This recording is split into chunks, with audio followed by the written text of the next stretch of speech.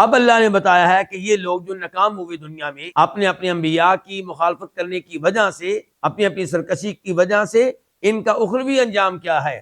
فرمایا من ورائہ جہنم، اس کے آگے کیا ہے؟ جہنم، یعنی کہ جہنم میں ڈالا جائے گا۔ وَيُسْقَى مِن مَاءٍ صَدِيدٍ، اور پینے کے لیے کیا ملے گا؟ پانی، لیکن وہ پانی کیا ہے؟ صدید، وہ تو پیپ ہے۔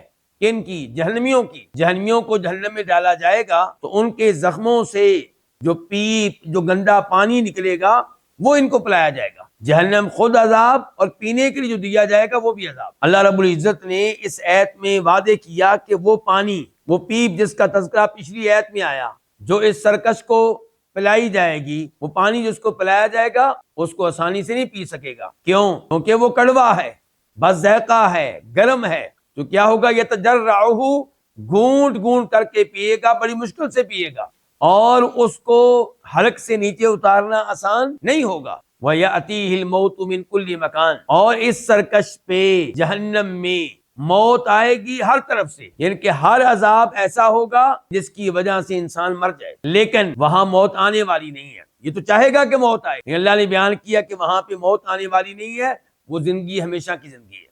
اللہ رب العزت جہنم کے یہ حالات، ان سے اہل دنیا کو ہمیں باخبر کرتا ہے تاکہ ہم یہاں پہ سدھر جائیں، توبہ کر لیں، اپنی اصلاح کر لیں، اور یہ مت سمجھیں کہ آخرت کا معاملہ دنیا کی طرح ہے کہ ایک دن مر جانا ہے، ختم ہو جانا ہے۔ نہیں نہیں نہیں، ہمیشہ کی زندگی ہے۔